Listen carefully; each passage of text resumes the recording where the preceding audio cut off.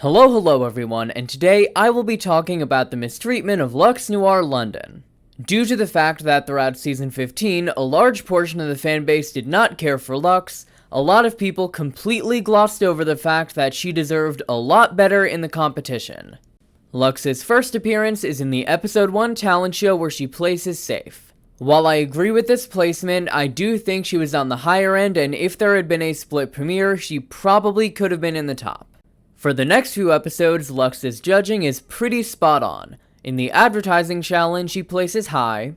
Next episode is Snatch Game, and while we didn't get to see too much of her in the actual challenge, I do believe that safe is fair.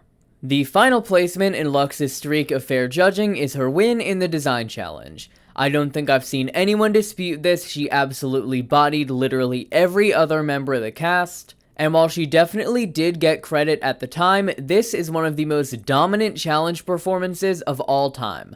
I don't think there is a single other person that I can make an argument to win this challenge for. The next episode is Girl Groups, and this is where the mistreatment of Luxx really begins. One of the main focal points of this episode is the feud between the country queens of Luxx, Mistress, Marcia, and Selena, and the metal queens of Malaysia, Aura, Sasha, and Spice. While justified, a shockingly large percentage of this episode is devoted to the fight between the two groups, and it is ultimately decided that the team that ended up getting metal got metal, and the team that ultimately ended up getting country got country. The challenge plays out, and we arrive at the judging, which is a top 3 of Sasha, Aura, and Mistress. While there is still representation for the country group, production is very much trying to push a narrative that the metal group was the best. I don't want to take away from the fact that Sasha was great and Aura was also really good, but I don't really understand why production wanted to make it look like the metal team came out on top here. If you were judging the challenge individually, I do understand why you would give Sasha the win, but looking at the bigger picture that was this entire challenge and the groups as a whole, I would argue that even though Sasha was probably either first or second individually, the country group absolutely dominated this challenge and all of them deserved a win. We saw on season 16 that production was willing to give an entire group a win, and I think the only reason they did not do that on this season is this team was going to be made up of Mistress and Luxx, who were the villains of the season, and Selena and Marcia, who were cast solely as filler. Next up is Daytona Wins Part 2. Luxx does a solid job in the challenge and on the runway, but I do think safe is fair. Next up is going to be the Lip Sync Smackdown, and I do believe this one is fair. While at the time, a lot of people believed that Anitra should have won the 3-way lip sync, I would still give it to Luxx. I do think that's fair.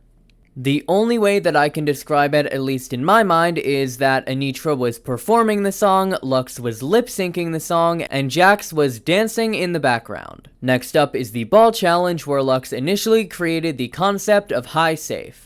That said, she should not have needed to invent that concept, as she should have been high. Looking at the overall runway packages of pretty much everyone in this challenge, while Mistress was definitely the best, Luxx deserved a spot in that final 3. Both of her looks from home were insanely well executed and well presented. Then for her final look, this is insane. I love Anitra, and her final dress is still my favorite of the night, but this look absolutely blew me away. With Anitra, while I think it is the best, I definitely understand how she did what she did.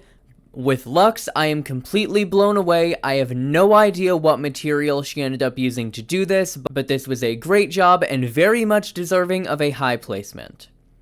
Even from a production perspective, it would make sense to put her in the top, as Lucy is in the bottom, and the feud/rivalry between the two of them is one of the main focal points of this season.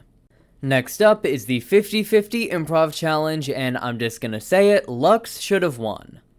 I think the obvious top 3 for this challenge are Sasha, Luxx, and Lucy, which works out as each of them interviewed their own separate celebrity. In terms of Lucy, I think she had an all-around good interview, but the runway was not great, and the interview, while good, was nothing outside of the box. Then for Sasha, while she did a great job on the runway and was definitely able to keep up with Charo, I don't see how her runway puts her ahead of Luxx. Looking at Luxx's performance, she got Love Connie, which is, let's be honest, by far the most challenging celebrity to work with of the 3, And despite that fact, she did the best in the challenge out of anyone. She had great chemistry with Love Connie, she was great on the runway.